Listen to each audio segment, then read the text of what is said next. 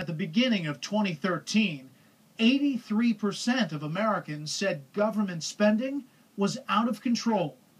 One attempt to stem the red ink was the sequester, a sort of parliamentary doomsday machine no sane lawmaker would dare set in motion.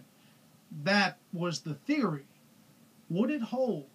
Do you actually see anything changing until we do hit some kind of government collapse? I hope not. January 31st, Butts County, Georgia. I believe in the Constitution as our founding fathers meant it. That's Congressman Paul Brown. President Obama had Republicans like him in mind when he proposed the sequester back in 2011. If we went back to the original intent of the Constitution, we wouldn't have a debt ceiling problem. People need to remember with the sequester is how it came about, and that was over a fight over the debt ceiling. A fight Andrew McCarthy of the National Review says was picked by Tea Party Republicans like Brown. A lot of the professional politicians of both parties said, oh, they're crazy, they're going to cause us to default, they're going to throw the world economy into chaos. But eventually they forced a deal with the sequester on an unwilling Washington. The deal was this. If Republicans and Democrats could not cut $1.2 trillion out of the growth of spending over 10 years, automatic cuts would kick in. Half would come from domestic spending, half from defense. And we're not doing it. That's why Brown was torn over the sequester last winter. He desperately wants to downsize the government, except for the Pentagon. We need to make targeted cuts, but we need to have a strong national defense. We need to spend more money on the military. The White House's calculation was that Republicans would not be able to tolerate the sequester because of its impact on the defense budget. But former Clinton advisor William Galston says the sequester revealed something few in Washington expected. It's turned out to be an X-ray of changes inside the Republican Party, where the automatic reflex of being pro-defense has been at least overlaid with an equally important impulse towards smaller government. It would take months for that X-ray image to fully develop. I think both parties have a sense that this would be a negative event for the economy.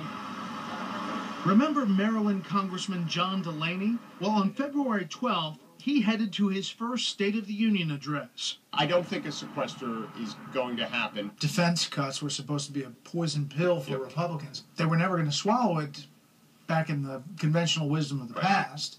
The President of the United States. Democrats, Republicans, business leaders, and economists have already said that these cuts, known here in Washington as the sequester, are a really bad idea. True, but they disagree on how to avoid them. Republicans want entitlement reform. The president asks for higher taxes and new spending programs. I'm announcing the launch of 3 more of these manufacturing hubs. Use some of our oil and gas revenues to fund an energy security trust. Put people to work as soon as possible on our most urgent repairs. Make high-quality preschool available to every single child in America. Redesign America's high schools so they better equip graduates. Higher taxes on job producers, more spending. It's going to continue to destroy jobs. Last winter, our cameras followed you through the showdown, the sequester showdown. And one telling moment was after the State of the Union. Was that speech a turning point that some Republicans said, he's not hearing us, this thing's going to kick in? The president's not hearing the American people. They want spending cuts, and they see that as the only mechanism where spending cuts are actually taking place. Turns out the Republicans almost like the poison. It was clearly a blunder by the president. It was just a complete misreading of the opposition. It will eviscerate job-creating investments in education and energy and medical research. The president tried to convince the public that the sequester cuts would be too painful to bear. Border Patrol agents will see their hours reduced. FBI agents will be furloughed. Federal prosecutors will have to close cases and let criminals go. The president went into full Chicken Little mode. The sky is falling, he said. In fact, he said planes are going to fall out of the sky. Air traffic controllers and airport security will see cutbacks. which means more delays at airports across the country. Thousands of teachers and educators will be laid off. The problem is only a minority of Americans fear the cuts. More think they'll have a positive effect or make no difference at all. More ominous, perhaps, for the president, nearly half the country thought he deliberately exaggerated the effects of those cuts to try to scare people. And so, on March 1st, a unified Republican caucus lets the sequester cuts go into effect.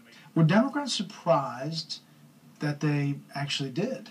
I think each side was surprised. The Democrats thought the Republicans would be so upset about the defense cut they'd never let it happen, and the Republicans thought that the Democrats would be so concerned about cuts to education and things like that that they'd never let it happen. And here it did. And here it did. The sequester cuts only a small percentage of increases in federal spending, but that was still a huge accomplishment for small government conservatives. Then, December 10th, Democrat and Republican negotiators agree to set aside the sequester and increase spending, though they say their deal reduces the deficit. Tea Party groups howl. Speaker John Boehner bites back. Frankly, I just think that they've lost all credibility.